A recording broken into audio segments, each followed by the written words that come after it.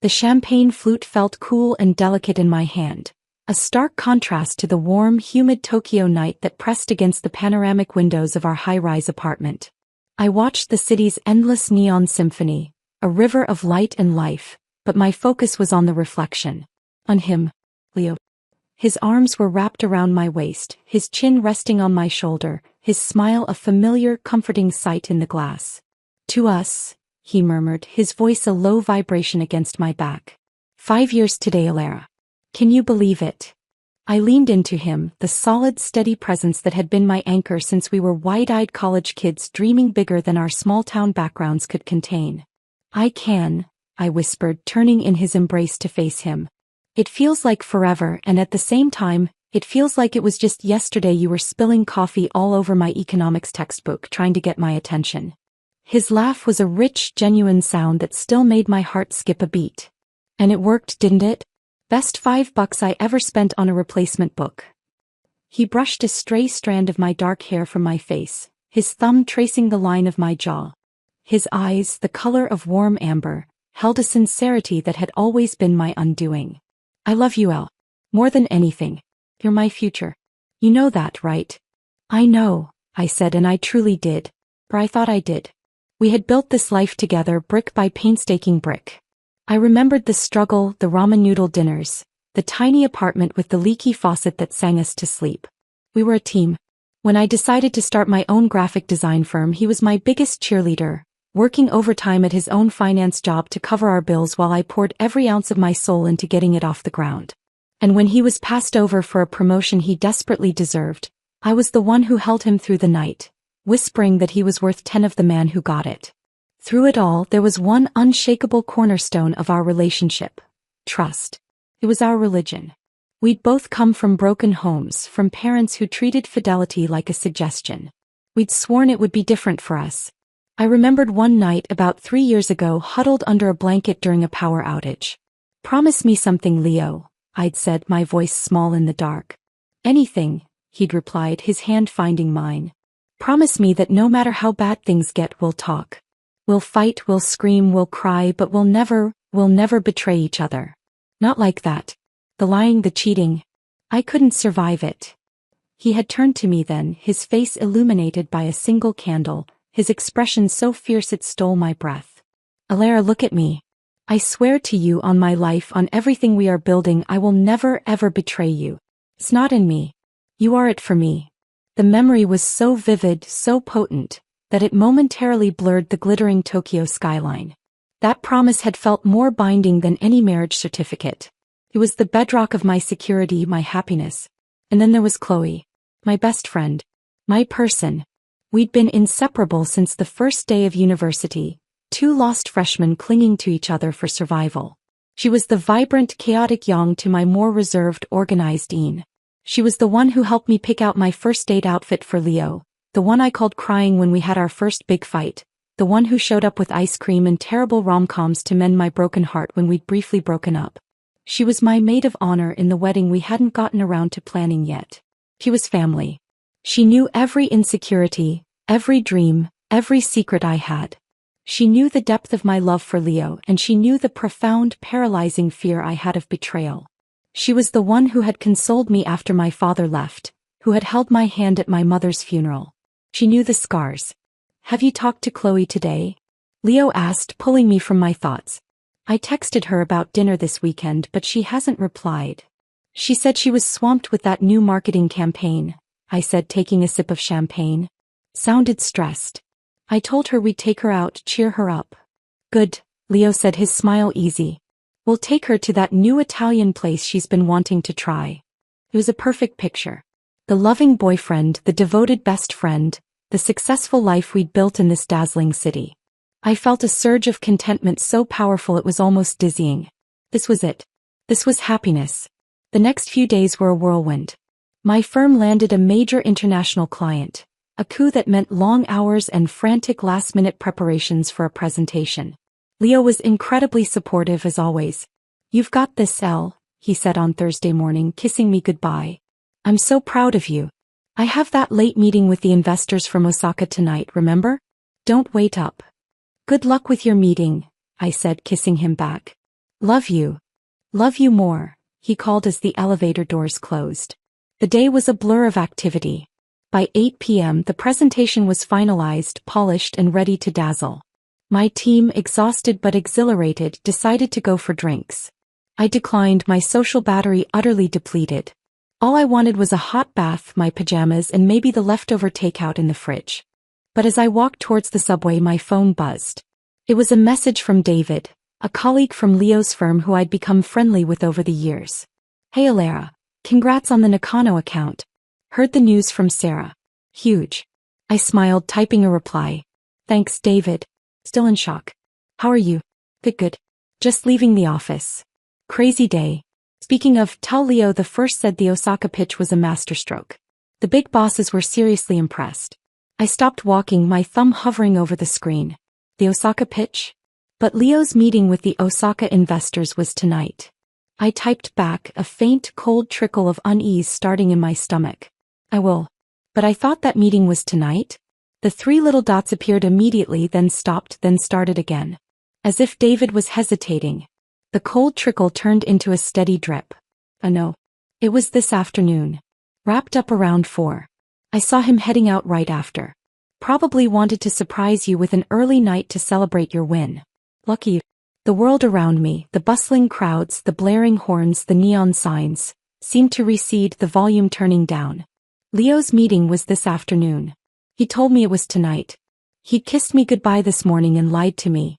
No, I thought, my mind scrambling for a rational explanation. There's a mistake. David has it wrong. Maybe it was a different meeting. A last-minute thing. But David was meticulous, his memory for business details was legendary. And Leo had been so specific. Don't wait up. My feet felt like blocks of ice. I stood rooted to the spot, people bumping into me, muttering annoyed apologies I didn't hear. The foundation of my perfect life, the one I had been admiring just days before, gave a violent, sickening lurch. Where was he? A thought, dark and unwelcome, slithered into my mind. Chloe. She'd been distant lately. Stressed. Vague. And she hadn't replied to my text this morning either. Oh, absolutely not. That's insane. It's Chloe. It's Leo. But the lie was a fact, a sharp, jagged piece of reality that didn't fit the beautiful mosaic of my world. I don't know what possessed me. It wasn't rational thought. It was a primal, desperate need for the truth. I opened a rideshare app and requested a car. My fingers trembled as I typed in the destination, not for our home, but for the Orchid, a boutique hotel in Roppongi that Chloe had mentioned last week in passing. She'd said she was thinking of recommending it to a client for a launch event. She described the lobby, the art, the bar. It's so chic, Al, you'd love it, she'd said. The car arrived. The entire ride I sat in silence, my heart hammering against my ribs like a trapped bird. I was being paranoid. I was a terrible person for even thinking this. I would get to the hotel, see nothing, and feel so guilty I'd have to confess this insanity to Leo and he'd be rightfully hurt. I'd buy him an expensive gift to apologize. This was just a symptom of my own deep-seated fears, triggered by stress and exhaustion. I paid the driver and got out, standing across the street from the Orchid. It was just as Chloe had described. Sleek, modern, discreet. I felt like a character in a bad movie, a cliché of the jealous girlfriend. I wrapped my coat tighter around me, the night air suddenly frigid.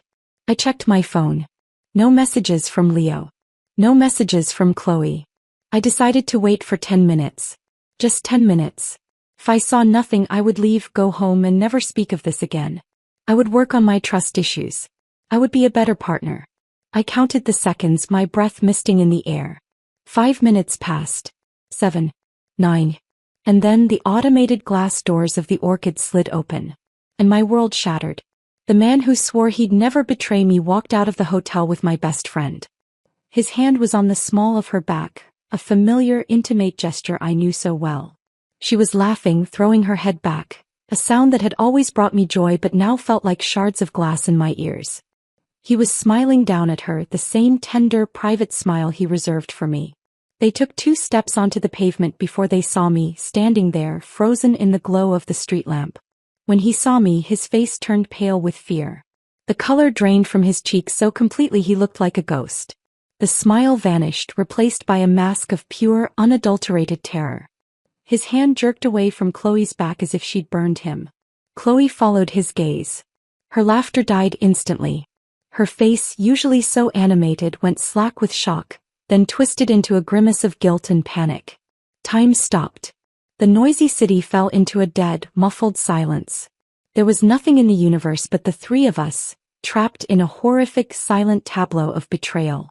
I looked at the man I loved, the man I was going to build a family with, the man who had sworn a sacred oath on our future. I looked at the woman I had called my sister, the keeper of all my secrets. And in that endless, silent moment, as I stood witness to the utter demolition of my life, something inside me broke. But it wasn't a shattering. It was a hardening. The pain was so immense, so all-consuming, that it instantly fossilized into something else. Something cold. Something sharp. Something capable of revenge. I didn't say a word. I didn't cry. I just looked at them, memorizing the picture of their guilt and fear. Then I turned on my heel and walked away, leaving them standing in the chilling silence of their own ruin. The game was over. A new one was about to begin. The walk back to our apartment was a numb, silent pilgrimage through a city that had lost all its color. The neon lights were now garish, aggressive slashes of red and blue, the laughter from izakayas a mocking foreign sound. I moved like an automaton, my body carrying me home while my mind was trapped in that single searing image. Leo's face pale with fear, Chloe's hand which had just been on his arm fluttering to her mouth. I didn't cry. The shock was too profound, a thick insulating layer of ice around my heart. I felt empty. Hollowed out. The person I was an hour ago was gone, and in her place was a vessel filled only with the cold, hard facts of betrayal. I let myself into our apartment. Our apartment. The word tasted like ash. It still smelled of him, his cologne, the coffee he'd made that morning. Our life was everywhere. A framed photo of us on a hiking trip in Hakone, both of us sun-kissed and grinning. The stupid, lumpy ceramic mug I'd made for him in a pottery class that he used every single day. His jacket slung over the back of the couch. The silence was deafening. I stood in the middle of the living room, the panoramic windows now reflecting a ghost. My own pale, stunned face stared back at me from the dark glass. And then my phone started to vibrate. It was Leo. The screen lit up with his name, a picture of him smiling popping up. A wave of nausea so violent hit me that I had to steady myself on the back of the sofa. I let it go to voicemail. It buzzed again. And again. Then a text came through. Blair, please. Please let me explain. It's not what you think. A hysterical, soundless laugh bubbled in my throat. Not what I think. I had seen it with my own eyes. The intimacy of his hand on her back. The comfortable ease of their shared laughter as they exited a hotel. What other possible explanation could there be? That they were planning my surprise birthday party? In a hotel room? At 9 p.m.? The phone buzzed again, this time with Chloe's name. I stared at it, a fresh, different kind of pain lancing through me. Her betrayal was a unique poison. She hadn't just stolen my partner, she had defiled our history. Every secret shared, every tear shed, every joy celebrated, it was all now a lie, a foundation for this ultimate treachery. I rejected the call. I walked to the bedroom, my legs feeling like lead. I bypassed the bed, our bed, and went into the walk-in closet. I pulled out an old suitcase, the one I used for rare visits back to the States. Methodically, without any conscious thought, I began to pack. Not everything. Just my essentials, my important documents, the things that were unequivocally mine. I left behind everything he had ever given me. The jewelry, the expensive handbag, the silly souvenirs from our trips. They felt contaminated. As I packed, my phone continued its frantic buzzing. The texts became more desperate. Leo, please just talk to me. I love you. I made a mistake. A terrible, stupid mistake. Chloe, Alara, I am so sorry. Please, can we please talk? You have to understand. Leo, where are you? Are you home? Are you safe? I'm coming home. Home. This wasn't my home anymore. This was a crime scene. The ice around my heart began to crack, not with grief, but with a scalding white-hot rage. A mistake? A mistake is adding salt instead of sugar to your coffee. This was a calculated series of choices. The choice to lie about his meeting. The choice to go to a hotel. The choice to be with her. The choice to betray every promise he had ever made. I finished packing just as I heard a key fumble in the lock. My body went rigid. I zipped the suitcase closed and wheeled it out of the closet, standing in the living room as he burst through the door. He looked wrecked. His face was still pale, his hair disheveled. His eyes were wide, frantic with panic. "Elara," he breathed, his voice choked. He moved towards me, his arms outstretched as if to hug me. I took a sharp step back, holding up a hand. "Don't you dare touch me." He flinched as if I'd struck him. "Oh, God, please. Let me explain." "Explain what, Leo?" My voice was eerily calm, a flat, cold lake over a depth of raging fire. "Explain how you and my best friend, the woman I consider a sister, just happened to be leaving a hotel together looking like a couple in love? Explain the lie about your meeting? Please, I'm fascinated. What is the innocent explanation for all of this?" He opened his mouth, then closed it. His shoulders slumped. There was no explanation. There was only the truth, ugly and undeniable. It just happened," he whispered, his eyes pleading. "It was one time. I swear to God it was only tonight. We were both stressed, we had too much to drink. It didn't mean anything. It was a moment of insanity. You are the one I love. You are my life." "A moment of insanity?" I repeated, the calm beginning to crack. "You think this was a moment? This was a series of decisions, Leo. You decided to lie to me. You decided to go to a hotel with her. You decided to throw away 5 years, every promise you ever made, for what? A moment." Tears were streaming down his face now. "I'm so sorry. I'm a fool. I'll do anything. I'll never see her again. I'll go to therapy. Anything. Please don't leave." He was saying all the right words, the words I would have killed to hear in any other context. But now they were just sounds, empty and meaningless. I looked at him, this man I had loved more than life itself, and I felt nothing but a profound, chilling disgust. "It's over, Leo," I said, my voice final. "No," he cried, his voice breaking. "No, it can't be. We can fix this. We've been through so much. Our life, our plans." "Your life. Your plans," I corrected him, my gaze sweeping over the apartment. "I'm leaving. I'll send for the rest of my things." I picked up my suitcase and began to wheel it towards the door. "Where will you go?" he asked, his voice desperate. "You have nowhere to go." That was the final, confirming stab. The concern in his voice was undercut by the reminder of my isolation. My family was gone. Chloe was my family here. He had systematically dismantled my entire support system in one night. "That's no longer your concern," I said, my hand on the door handle. "Elara, wait." He rushed forward, grabbing my arm. His touch was like a brand, searing and repulsive. I wrenched my arm away with a force that surprised us both. "Don't," I snarled, the rage finally breaking through. "You lost the right to touch me the second you put your hands on her." The words hung in the air, brutal and explicit. He recoiled, the truth of them hitting him physically. I pulled the door open and stepped out into the hallway. I didn't look back. I heard a broken, guttural sob from behind me, but I kept walking, my head high, the wheels of my suitcase a steady rhythmic click on the polished concrete floor, a sound marking my exit from one life and my entry into an unknown, desolate future. I got into a taxi and gave the driver the name of the first expensive, anonymous hotel I could think of in Shinjuku.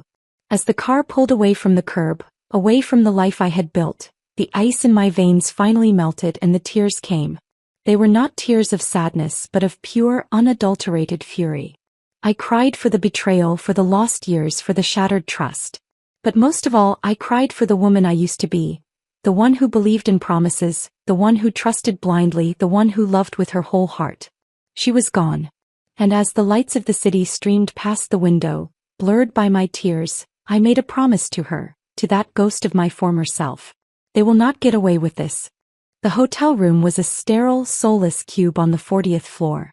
I let the suitcase fall by the door and stood at the window, looking out at a different part of the glittering, indifferent city. The tears had dried up, leaving behind a gritty, determined residue. The initial shock had passed, and in its wake was a cold, clear-headed resolve. I was not going to be the victim. I was not going to curl into a ball and let their betrayal define my destruction. If this was war, then I would be the general. The first order of business was logistics. I called my second-in-command at the firm, Kenji, and in a voice that was miraculously steady, I told him a half-truth. I said there had been a serious family emergency and I needed to take a leave of absence for a week, maybe 2. I would be working remotely. He was concerned but supportive. My business at least was still mine. It was the one thing they couldn't touch. Next, I needed a base of operations. This hotel was temporary. I spent the next few hours online, and by dawn, I had secured a short-term, fully furnished luxury apartment in Minato, paid for with my business account. It was expensive, but it was a necessary investment in my sanity and my strategy. I couldn't heal, I couldn't plan in a place that felt transient. As the sun rose, painting the sky in weak watercolor streaks, I made a list. It was not a list of my feelings. It was a list of assets, liabilities, and objectives. Assets. 1. My business, financially independent. 2. My name on the lease of the old apartment, a problem to solve. 3. My dignity, battered but not gone. 4. The element of surprise. They expected a broken woman. They would not get one. Liabilities. 1. Shared bank accounts with Leo. 2. Joint ownership of the car. 3. The emotional landmines everywhere. Active. 1. Financial and legal disentanglement. 2. Systematic and devastating revenge. The revenge part was still nebulous. I didn't just want to hurt them. I wanted to annihilate the perfect little world they had clearly built for themselves at my expense. I wanted them to feel the same foundational shock I had felt. I wanted to take everything from them. But first I had to protect myself. I moved into the new apartment that afternoon. It was sleek, modern, and most importantly, it held no memories. It was a blank slate. Once I was settled, I took a deep breath and did the thing I had been dreading. I listened to the voicemails. There were 12 from Leo.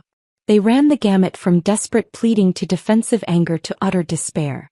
It was her Elara. He came on to me. She manipulated the situation. That one made my lip curl in disgust. Not only a cheater but a coward. There were 5 from Chloe. Hers were just pathetic. Full of self-pity. I never meant for this to happen. I've always been a little in love with him. We were weak. You have to forgive us. Forgive. The word was a foreign concept now.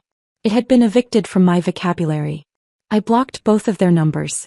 Then I unblocked Leo's just for a moment to send one single clear text. Do not contact me again unless it is about the practicalities of separating our lives. I will be in touch through my lawyer. Any further attempts at emotional manipulation will be documented and used against you. The response was immediate. Lawyer? Blair, please no. We can talk about this like adults. I didn't reply. I had said all I needed to say. The next call I made was to a formidable family law attorney, renowned for her ruthlessness, whom a client had once recommended in jest. I scheduled a consultation for the next day.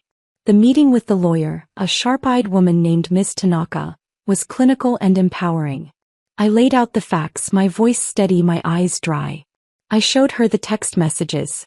I told her about the hotel. I outlined our financial situation. Your position is strong, she said, steepling her fingers. The infidelity is clear. You have no children, which simplifies things. The apartment lease, the joint accounts, the car, these are administrative matters. My focus will be on ensuring you are not financially penalized for his misconduct. It felt good. Felt like taking back control. But the legal process was slow, a bureaucratic glacier. I needed to do something now. I needed to understand the depth of their betrayal. How long had it really been going on? Was it really just one time, as Leo claimed? Or was our entire recent history a carefully constructed lie? This was when the ghost in the machine was born. I have always been technologically adept, a necessity in my line of work. And I knew Leo. He was brilliant in many ways but paranoid about digital security. Well, he used the same password for everything, a combination of his childhood dog's name and his birth year. Pathetic. Sitting in my new anonymous apartment, I opened my laptop. I felt a twinge of something, guilt perhaps, but I smothered it. They had forfeited their right to privacy. I started with his cloud storage account. I logged in easily. I scrolled through documents, spreadsheets, nothing of interest. Then I found the photo archive. My breath hitched. There were hundreds, thousands of photos of us. Our life. I forced myself to scroll past them, my heart a dull ache in my chest. I was about to close the tab when I saw it. A folder, oddly named Project X. It was created 6 months ago. I clicked on it, and there they were. Not photos of them together, Leo was too careful for that. But there were screenshots of text conversations. Dozens of them. Between his phone and Chloe's. My hands began to tremble as I opened the first one. It was from 5 months ago. Chloe, I can't stop thinking about you. Leo, we can't do this. He's your best friend. Chloe, I know. But it doesn't change how I feel. Doesn't it change how you feel?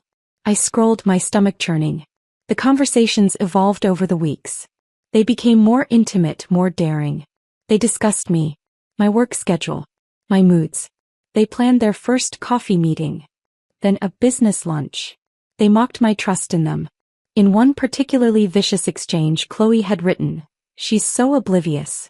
She thinks we're perfect. It's almost sad." Leo's reply, "Don't. She's a good person. This is our fault." But he didn't stop. He just got better at hiding it. The one time was a lie. This had been a full-blown affair, emotional and then physical, for at least 4 months. They had been lying to me, laughing at me for a third of a year. The night at the Orchid wasn't the beginning. It was just the first time they'd been careless enough to get caught. The cold fury returned, purer and more focused than before. I downloaded the entire Project X folder onto a secure drive. This was my ammunition. But it wasn't enough. I needed more. I needed to understand their current state of mind. Were they together now? Were they happy? Were they feeling guilty, or were they celebrating their freedom? I created a fake social media profile. A generic, friendly face of a fictional foreigner new to Tokyo. I sent a friend request to Chloe with a message. "Hey. Met you at the Roppongi Gallery opening last month. Loved your insights on the exhibit." She was vain enough and social enough to accept. Her profile was private, but not her posts. And she had posted something an hour ago. A picture of her hand holding a coffee cup at a cafe I didn't recognize. The caption was a single cryptic emoji. A broken heart. I almost laughed. She was posting a broken heart. The audacity was breathtaking. Was it for my benefit? Or was she already having regrets about Leo? I then looked up Leo's professional profile on the company website. His picture smiled back at me, the face of a trustworthy, dependable financier. I wondered if his bosses would be quite so impressed if they knew about his Project X. An idea, dark and delicious, began to form in my mind. It was too soon, too rash. I needed to be patient. I needed to be smart. Revenge, I was learning, was not a crime of passion. It was a science. It required observation, hypothesis, and meticulous experimentation. I was a quick study. And I had just begun my research. For now, I would be the ghost in their machine. Watching. Waiting. Gathering data. Let them wonder what I was doing. Let them sit in their anxiety and guilt. Let them think they had gotten away with it. The silence from my end was my first and most powerful weapon. The next move was theirs. And I would be ready for it. A week passed in a strange, suspended animation. The silence from my end was absolute. I had become a ghost, and the power in that was intoxicating. I focused on my work, channeling all my chaotic energy into the Nakano account presentation, which I delivered via video call with a cold, flawless precision that left my client deeply impressed. Work was my sanctuary, the one part of my brain they couldn't pollute. My lawyer, Miss Tanaka, moved with efficient brutality. She sent a formal letter to Leo, outlining the terms of our separation. She demanded he vacate the apartment, as my name was the primary on the lease, freeze our joint accounts, and begin the process of buying me out of my share of the car. She cited irreconcilable differences stemming from infidelity, and attached as a courtesy, a single damning screenshot from Project X, the one where Chloe called me oblivious. I didn't need to see his reaction. I could imagine it. The panic. The shame. The realization that I was not the broken, pleading woman he expected, but a strategic, dangerous adversary. My fake social media profile, Clara, became my window into their crumbling world. Chloe's posts grew more frequent and more maudlin. Quotes about lost love, pictures of rainy windows, sad songs. She was playing the heartbroken heroine to an audience that likely had no idea of the true story. It was nauseating.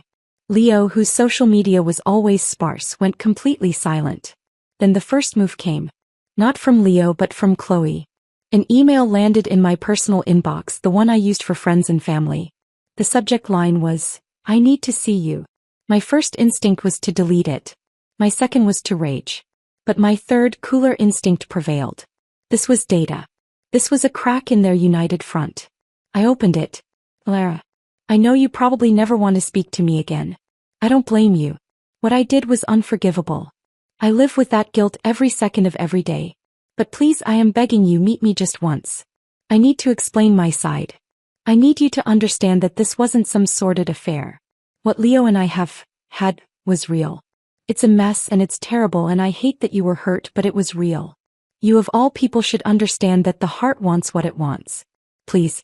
One coffee. For all our years of friendship. Give me that much. Chloe. I read it twice, then a third time. The audacity was so monumental it was almost impressive. What Leo and I have was real. He was trying to justify it. To romanticize it. To frame their betrayal as some grand tragic love story. And I was just an unfortunate obstacle. And that final line, you of all people should understand, was a masterstroke of manipulation, designed to appeal to the romantic I once was. A plan cold and perfect snapped into place. She wanted to meet? Fine. We would meet. But on my terms. I replied, my message brief and neutral. Chloe. Tomorrow. 4 p.m. The lobby lounge of the Imperial Hotel. Do not be late. I chose the Imperial for a reason. It was the polar opposite of the sleek, trendy Orchid. It was old world, formal, steeped in tradition and silence. There would be no casual, intimate atmosphere here. This was a place for business. For endings. The next day I dressed with deliberate care.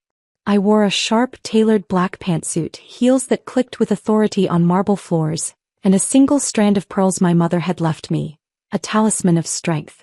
I looked successful, composed, and utterly untouchable. I was not coming as a wounded friend. I was coming as a CEO to fire an incompetent employee. I arrived exactly on time. She was already there, perched on the edge of a plush velvet armchair, nervously twisting a napkin in her hands. Small. Her usual vibrant energy was gone, replaced by a jittery anxiety. She had clearly been crying. When she saw me, her eyes widened slightly, taking in my appearance. This was not what she had expected. Lara, she said, her voice trembling as I sat down opposite her.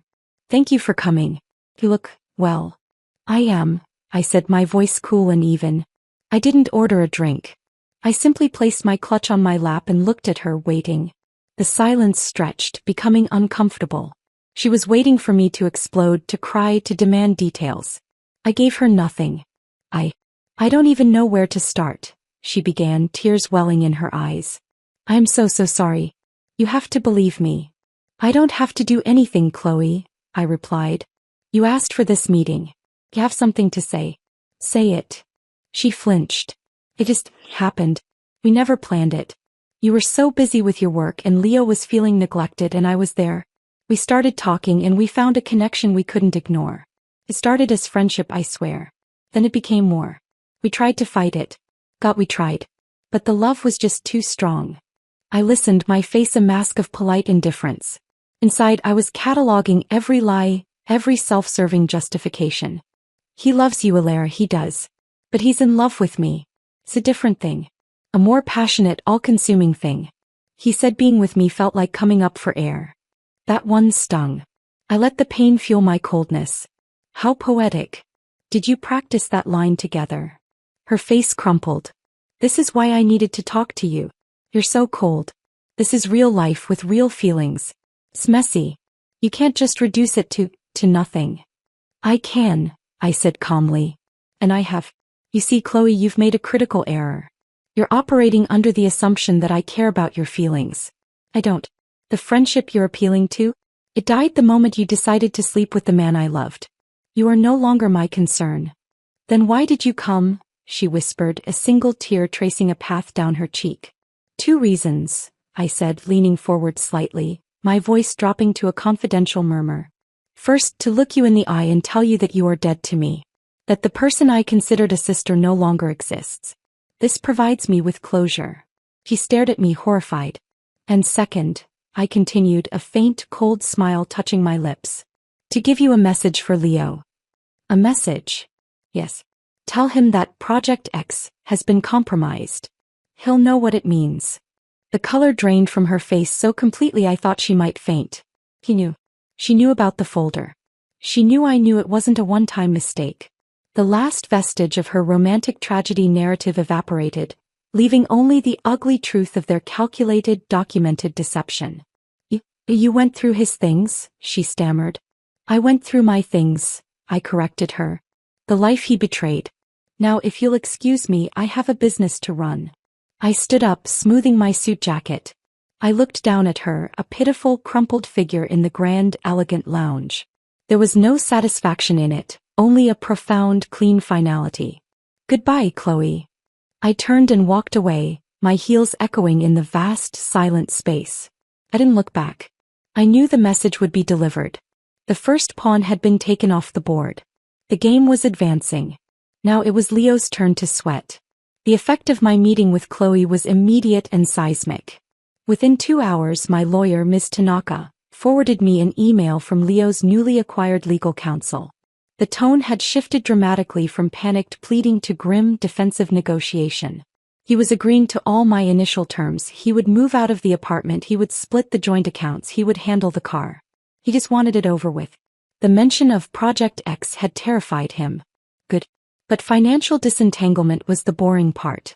It was the minimum requirement for my survival. My true objective, their utter ruin, required a more nuanced approach. I continued my ghostly surveillance. Chloe's social media went dark. Complete radio silence. Leo, through his lawyer, was a closed book. They had retreated into their bunker, licking their wounds. I had to draw them out. I had to make them feel safe enough to make a mistake. So I created a narrative. Using my Clara profile, I began to craft a life. I posted vague, optimistic updates. Starting fresh in Tokyo is an adventure. #new beginnings. I posted a picture of a sunset from my new balcony, carefully cropped to be unidentifiable. I followed a few popular Tokyo expat groups and made benign comments. I was building the digital footprint of a woman who was moving on, happily and busily. Then I took the bait. I created a new, professional-looking email address, and from my Clara persona, I sent an email to Leo's work address. The subject was, Consultation Inquiry, Nakano Technologies. Nakano was my new high-profile client. Leo in his field would know the name instantly. It was a name that commanded respect and, more importantly, curiosity. The email read, Dear Mr. Henderson, my name is Clara Jones. I am a strategic consultant recently working with Nakano Technologies on their international expansion. During our discussions, your firm's work in cross-border financing was highly recommended. I am exploring potential synergies for a future phase of the Nakano project and would be interested in a brief, informal consultation to understand your capabilities. I am available for a coffee next Tuesday at 3 p.m. at the Shimbashi Marinucci Cafe. Best. Clara Jones. It was a perfect lure. It appealed to his professional pride, his ambition, and his current, likely precarious financial situation. Lawyers are expensive. And it was completely safe. A business meeting with a foreign consultant in a public place. There was no way he could connect Clara Jones to me. I held my breath after hitting send. This was the riskiest part of my plan so far. If he declined or passed it to a junior colleague, I would be back to square one. The reply came the next morning. Miss Jones, thank you for your inquiry. I am familiar with the Nakano project and would be very interested to learn more. I can confirm Tuesday at 3 p.m. at the Shimbashi Marinucci Cafe. I look forward to meeting you. Sincerely, Leo Henderson. A thrill, cold and sharp, shot through me. He had taken the bait. The days until Tuesday crawled by. I prepared meticulously. I bought a blonde wig, non-prescription blue-tinted contact lenses, and a professional conservative suit I would never normally wear. I practiced a slightly different posture, a more clipped, American-accented way of speaking. I was not going as Alara. I was building a character. Tuesday arrived. I got to the cafe early, choosing a table in the corner with a good view of the entrance. I ordered a green tea and opened my laptop, projecting an aura of busy professionalism. My heart was hammering, but my hands were steady. At exactly 3 p.m. he walked in. My breath caught in my throat. It was the first time I'd seen him in over a month. He looked older, thinner. There were new lines of stress around his eyes. His suit, usually impeccably pressed, had a slight wrinkle. The confident swagger I loved was gone. replaced by a weary tension. Seeing the physical evidence of his suffering should have made me feel something, pity perhaps, or a flicker of old love. But all I felt was a cold, clinical satisfaction. The consequences of his actions were written on his face. He scanned the room, his eyes passing over me once before darting back. I gave a small, polite smile and raised my hand in a slight wave. He approached, a professional smile plastered on his face. "Miss Jones? Leo Henderson. Please call me Clara," I said, my voice a tone higher than my own. We shook hands. His grip was firm, but his skin was cool. "Thank you for meeting me on such short notice." "Not at all. Any connection to the Nakano project is a priority," he said, sitting down. He ordered a black coffee. He was studying me, and for a terrifying moment I thought I saw a flicker of recognition in his eyes. But it passed. The disguise and his absolute lack of expectation were doing their job. We began to talk. I laid out a fabricated but plausible-sounding overview of Nakano's future Phase 2 goals, peppering it with enough industry jargon to sound authentic. He listened intently, leaning forward, his professional persona fully engaged. He was good. I'll give him that. He was sharp, insightful, and asked intelligent questions.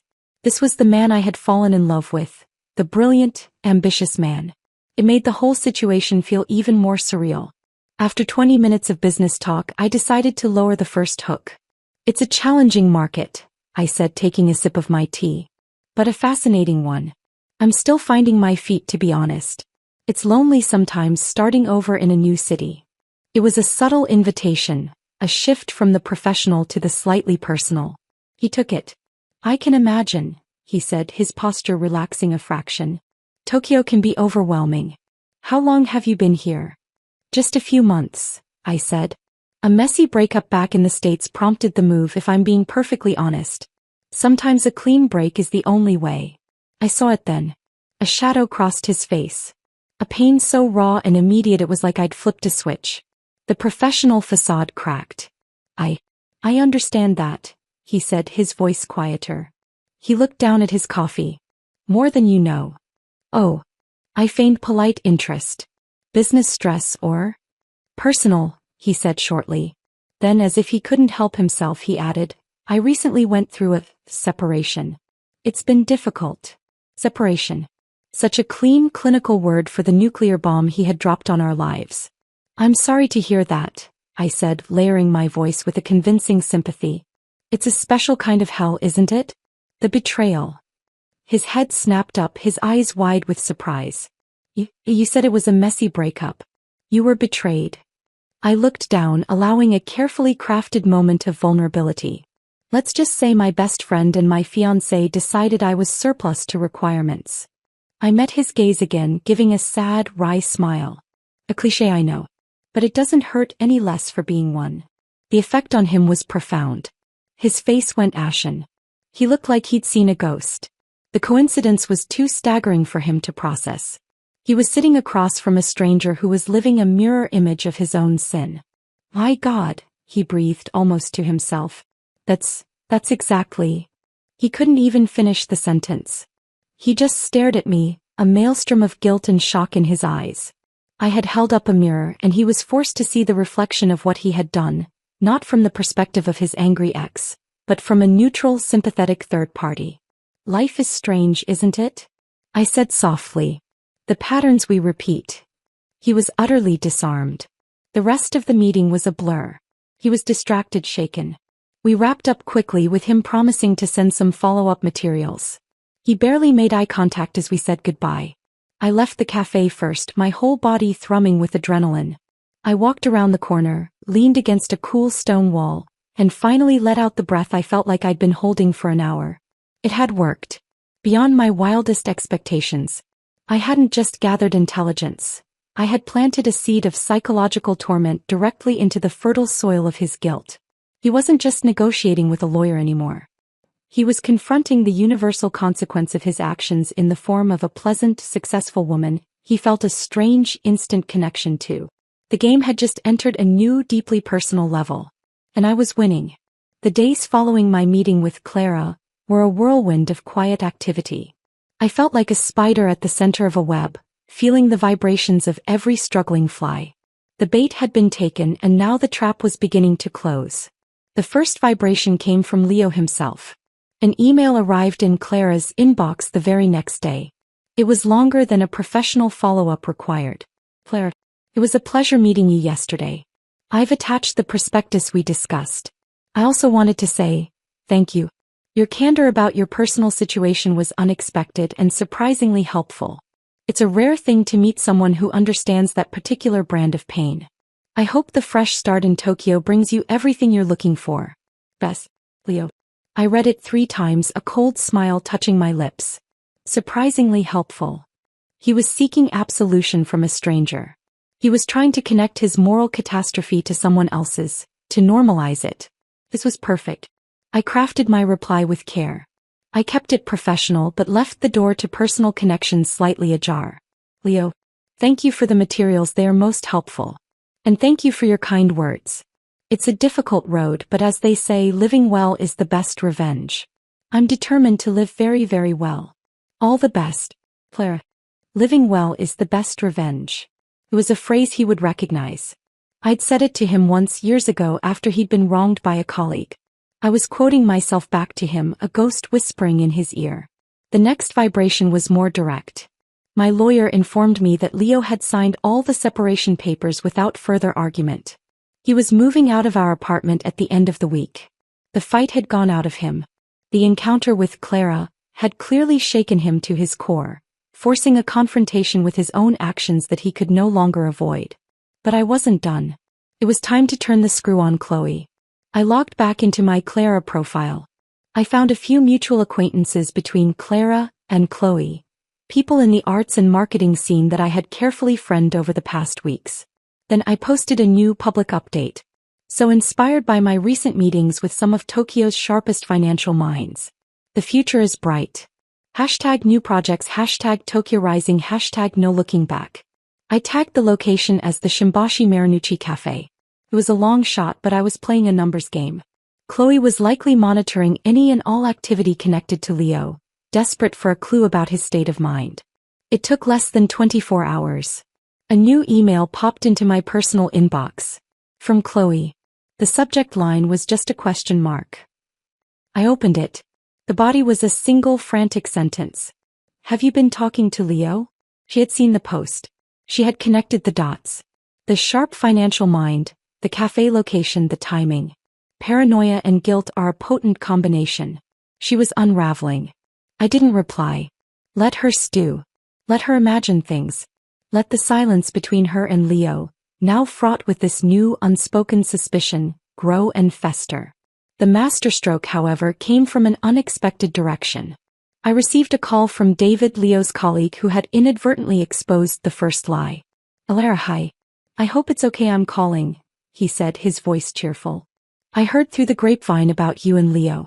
I'm really sorry. Thank you, David, I said, my guard instantly up. I appreciate that. Yeah, tough break. Listen, the reason I'm calling, well, it's a bit awkward. The partners are throwing a small informal dinner next week to celebrate landing the Osaka account. Leo was the lead, so he'll be there. And, well, traditionally, spouses or partners are invited. I know it's weird, but we all really like you and frankly we were hoping you'd still come. As a friend. To the firm, I mean. It would be less awkward than having her there. My blood ran cold then hot. Her. They knew about Chloe. Of course they did. The office gossip mill was a precision instrument. An idea breathtaking in its audacity and perfection blossomed in my mind. It was the culmination of all my planning. The ultimate checkmate. David, I said, my voice smooth as silk. I would be delighted to come. There was a stunned silence on the other end. Really? Oh, well, that's great. I'll send you the details. Please do, I said. And David, thank you for everything. I hung up, my heart pounding a fierce, triumphant rhythm. This was it. The final stage. The dinner was in 5 days. I had preparations to make. This wouldn't be a simple appearance. This would be a performance. A grand finale. I spent the next days in a fever dream of planning. I bought a dress. A stunning floor-length gown of deep emerald green, a color that screamed confidence and power. I hired a makeup artist and a hairstylist for the evening. I would not be the sad, discarded ex. I would be a queen descending upon her former court. I also prepared my props. I transferred the entire Project X folder onto a small, sleek portable hard drive. I prepared a single specific document to print out. The night of the dinner, I stood before the full-length mirror in my new apartment. The woman staring back was a stranger and yet more myself than I had been in years. The emerald dress was a weapon. The expertly applied makeup was armor. My eyes, clear and hard, held a fire that had been forged in betrayal. I looked successful. I looked powerful. I looked untouchable. I picked up my clutch, slipping the portable hard drive and the folded document inside. I took a deep, steadying breath. It was time to bring the game to its end. It was time for them to face their judgment. And I would be the judge, the jury, and the executioner. The restaurant was one of those impossibly exclusive, hushed places in Ginza where the air itself smelled of money and discretion. As the hostess led me through the serene, minimalist space towards the private dining room, I could feel the weight of my own resolve solidifying with every click of my heels on the polished stone floor. I could hear the murmur of voices before I saw them. Laughter. The clink of glasses. I paused at the entrance, taking a moment to observe the scene through the slightly ajar door. There they were. The senior partners of Leo's firm, their wives, a few key junior staff like David, and Leo. He was sitting near the head of the table, nursing a glass of whiskey, looking handsome in his tailored suit but deeply uncomfortable. He was putting on a brave face, but I could see the tension in his shoulders, the way his smile didn't reach his eyes. And then I saw her. Chloe. She was there. She had come. She was sitting a few seats away from Leo, dressed in a tight red dress that was trying too hard. She was laughing a little too loudly at a partner's joke, her eyes constantly flicking towards Leo, seeking validation. She looked brittle like cheap glass under pressure. The united front I had imagined was a sham. They were two separate anxious islands in a sea of polite company. David spotted me first. His eyes widened and he quickly stood up. Alara. You made it. The room fell silent. Every head turned towards me. The chatter died mid-sentence. Forks hovered in mid-air. I felt the shockwave ripple through the room, a physical force. Leo's head snapped up. When he saw me, his face went through a rapid series of emotions. Confusion, disbelief, and then once again that same pale, gut-wrenching fear he'd had outside the orchid. He looked like he was seeing a ghost. A very well-dressed, very angry ghost. Chloe's reaction was less controlled. Her jaw literally dropped. The color drained from her face, leaving her garish red lipstick looking like a wound. She looked from me to Leo and back again, pure panic in her eyes. I gave the room my most dazzling, serene smile. Good evening, everyone. Thank you for having me. I glided into the room as if I owned it, my emerald gown flowing behind me. David rushed to pull out an empty chair for me, which happened to be directly between Leo and one of the senior partners, Mr. Yamaguchi. I sat down gracefully, placing my clutch on the table. Alara, Leo whispered, his voice strangled. What are you doing here? David invited me, I said sweetly, turning to him. Didn't you, David? To celebrate the Osaka account. And since I was such a supportive partner through all those late nights Leo spent working on it, I paused, letting the irony hang in the air. It felt only right to be here. Mr. Yamaguchi, a shrewd man in his 60s, looked intrigued. It is good to see you, Alara. You look, well. Thank you, Mr. Yamaguchi. I am. My business is thriving. It's amazing how much creative energy one can find after removing toxic elements from one's life. I took a sip of water, letting the barb settle. The table was so silent you could hear the ice melting in the whiskey glasses. Chloe found her voice, though it was a shaky, pathetic thing. This is inappropriate, Alara. I turned my gaze to her, my smile never wavering. Inappropriate, Chloe? Do tell. I'm fascinated by your perspective on what is and isn't appropriate. Please enlighten the table. She shrunk in her seat, unable to hold my gaze. Leo leaned closer, his voice a low, desperate hiss. Alara, please. Don't do this. We can talk about this later. You're making a scene. A scene, I said, my voice still calm, but now projecting to carry across the table.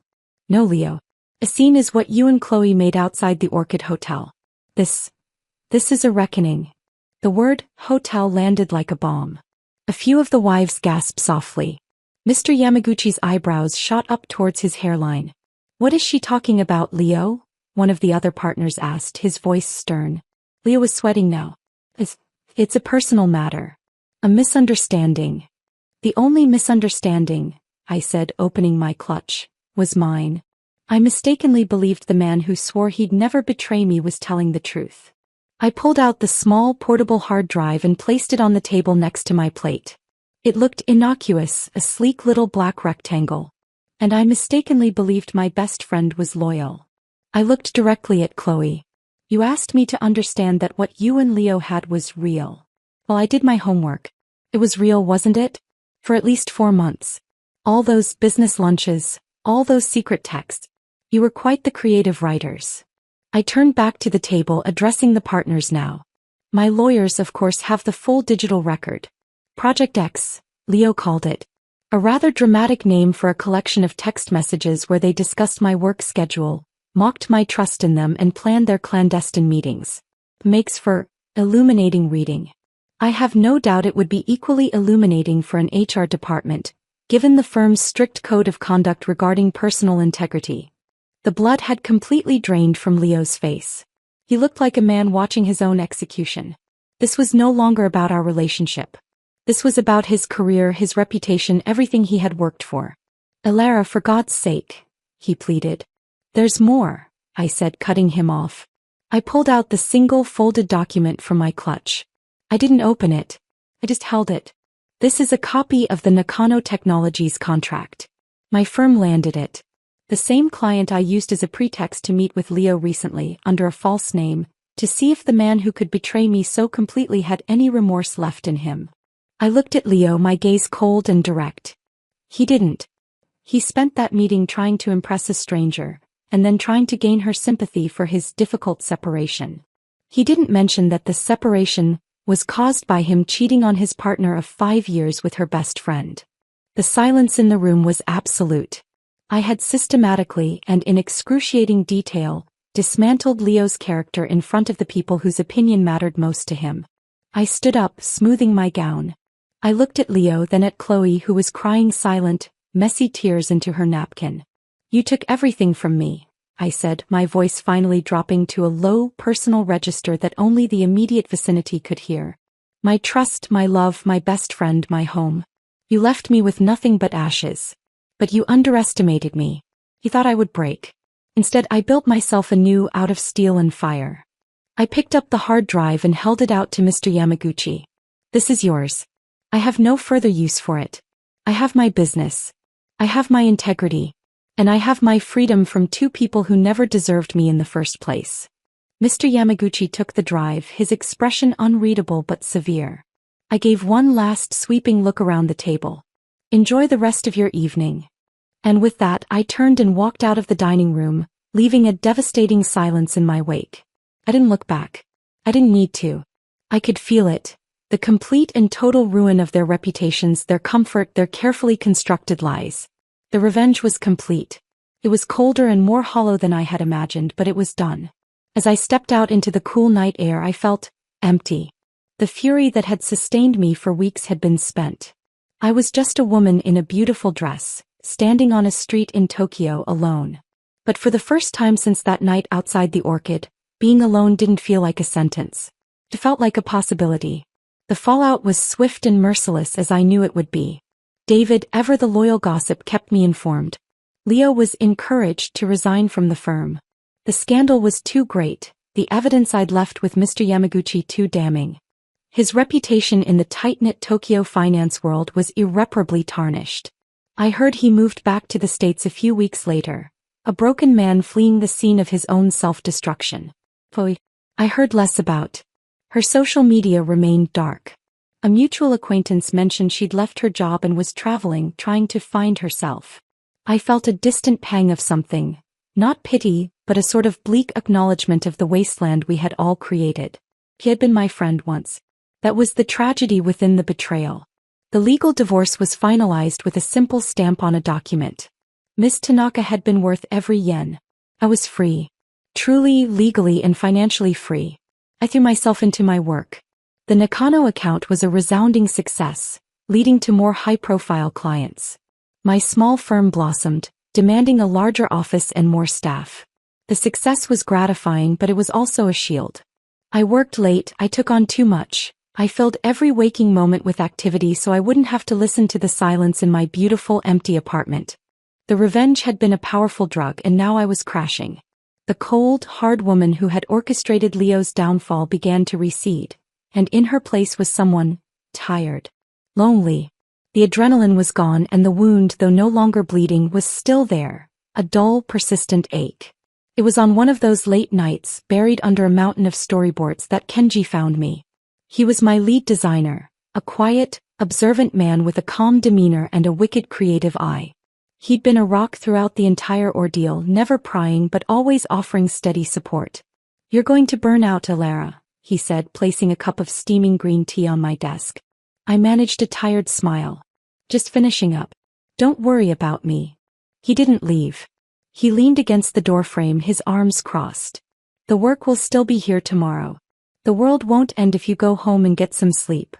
"You sound like my mother," I grumbled, but I saved my file and closed my laptop. The thought of going back to my silent apartment was suddenly unbearable. "There's a new izakaya around the corner," he said casually. "The ramen is supposed to be life-changing. I haven't had dinner. Have you?"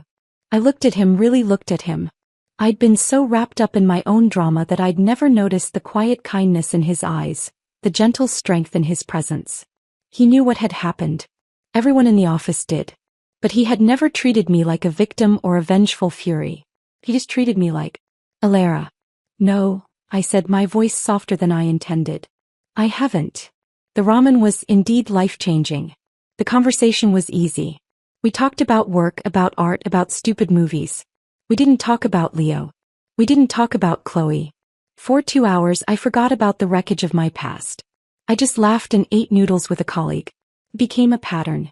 Not every night, but once or twice a week, Kenji would find an excuse to drag me out of the office. A new exhibition, a hidden jazz bar, a street food stall he'd discovered. He was slowly, patiently reintroducing me to the city and to myself. I was terrified. The part of me that was still hardened, the general who had won the war, screamed that this was a vulnerability I couldn't afford. Trust was a weapon that had been used against me. Love was a lie. But Kenji was different. He was patient. He never pushed. He was just there. A constant, calm presence. He saw the cracks in my armor and didn't try to exploit them. He just shone a little light into them. Months passed. Spring arrived, painting Tokyo in shades of cherry blossom pink. The office was celebrating another big win, and we all went out for drinks. It was loud and happy, and for the first time in a year I felt a genuine, unforced joy. I was laughing at something a junior designer said when I looked up and caught Kenji's eye across the table. He was just watching me, a small, soft smile on his face. And in that moment I didn't see pity or strategy. I saw admiration, affection. The wall around my heart, the one I had built from betrayal and fortified with revenge, didn't crumble. It just developed a door. Later, as we were walking back to the office to collect our things, the others having drifted off, we found ourselves alone under a canopy of cherry trees, their petals drifting down like pink snow in the lamplight. "It's good to see you laugh again," he said, his hands shoved in his pockets. "It feels good," I admitted, looking up at the blossoms. "It feels real." We stopped walking. The street was quiet, the world hushed under the delicate beauty of the night. "Kenji," I began, my voice hesitant. "After everything, I'm not sure I know how to do this anymore. The trust, it's broken." He nodded, understanding in his eyes. "I'm not asking you to trust me, Alara. Not all at once. I'm just asking you to let me walk beside you while you figure it out. However long it takes." It wasn't a grand declaration. It wasn't a promise sworn on his life. It was better. It was honest. It was patient. I looked at him, at his open, kind face under the falling blossoms, and I felt the final frozen shard of my heart begin to thaw. The revenge had been about the past, about balancing scales. This felt like a future. I reached out tentatively and slipped my hand into his. His fingers closed around mine, warm and solid. It wasn't a dramatic, all-consuming passion. It was quieter. It was steadier. It was the feeling of finding a safe harbor after a long and violent storm. He didn't swear he'd never betray me. And I didn't need him to. Because I had learned that promises are just words. It's the daily choice, the consistent action, the quiet walking beside you that builds a love that can't be broken. As we stood there, hand in hand under the cherry blossoms, I knew the story of the betrayed woman was over. A new story was beginning. It was about a second chance. It was about a love that was earned, not promised. And for the first time in a very long time, I was eager to turn the page. The end.